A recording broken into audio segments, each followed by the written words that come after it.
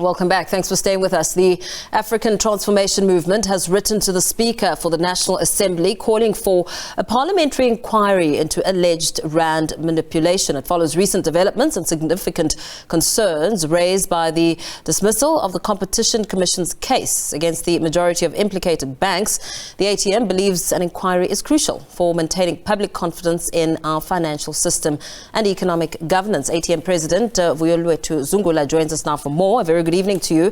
Thank you so much for your time. You've submitted draft resolution for a parliamentary inquiry. Perhaps talk to us about the basis of the submission. Evening. Firstly, what is important for citizens to remember is that Parliament comprises of elected representatives. Happens in our country that is not in line with the interests of our people. It is Parliament that needs to act and safeguard the interests of the people. In that regard, you'll remember that as the ATM November last year, we wrote to the then Speaker requesting for a debate on the matter. We also wrote to the President of the country asking for a commission of inquiry. It is this step now we're taking so that it is Parliament that is able to inquire or investigate whether there's any wrongdoing on the side of the banks when it comes to rand manipulation, and whether those fines that were given against Standard Chartered, which is 43 million rands, were adequate. The other thing that we're wanting this inquiry to actually get to the bottom of is whether the powers of the Competition Commission are sufficient or adequate to take care or to deal with such issues. So it is in that context, we as the ATM, we believe that a parliamentary inquiry will be able to bring transparency and ensure that the people feel represented when it comes to whatever wrongdoing that happens in our country. Parliament will act. What would the scope of such an investigation look like? Firstly, the Competition Commission was investigating any alleged rand manipulation between 2007 and 2013. And you'll recall that in our country, there's been other instances of price collusion. You remember that for the building of the World Cup stadiums, there was collusion between construction companies. There was also collusion when it comes to bread fixing in our country. Mm-hmm. So it is in that context, we as the ATM are saying that the scope then would be the entire banking industry. When it comes to any collusion that is happening within the industry, any manipulation of the rand, because people must remember that any collusion or manipulation of the rand, the end result of that is that there's going to be an increase in the cost of living. There's going to be an increase in the cost of food, in the cost of fuel, in the cost of everything basically in our country, which makes South Africans to be heavily indebted, makes South Africans to be heavily impoverished. So we want a scope that will be able to look into that, and also the question of unethical practices of banks, whereby there's been allegations that banks are charging black clients significantly higher interest rates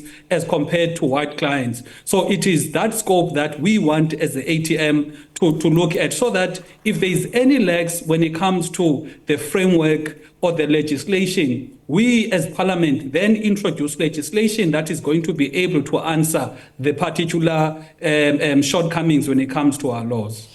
The regulatory oversight measures in place, I mean, how much scrutiny should those endure? More so as you speak there about the suggestions that have been put forward about black clients being charged more than white clients. How much of an impact does that play?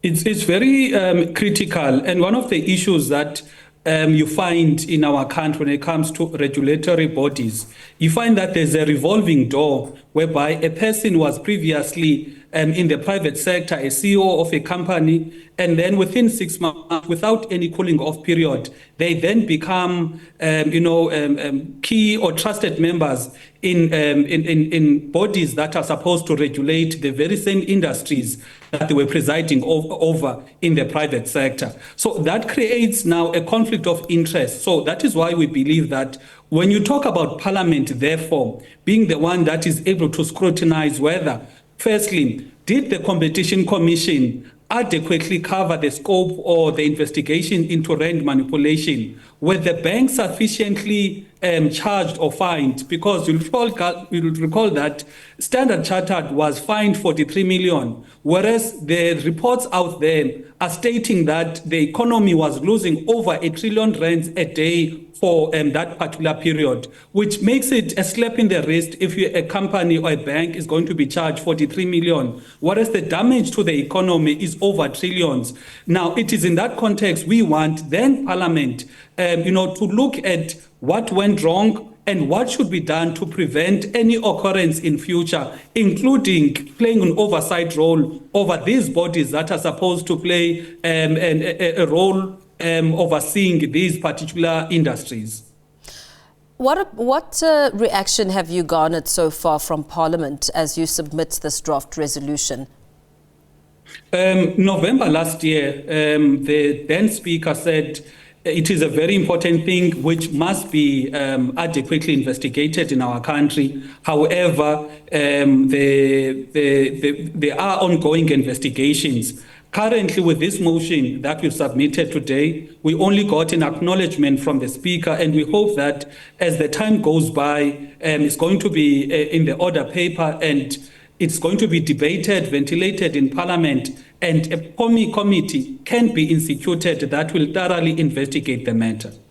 Very well. Thank you so much for that. Vuyo Zungula of the ATM there speaking to us about submitting a draft resolution for parliamentary inquiry when it comes to allegations around the rand manipulation.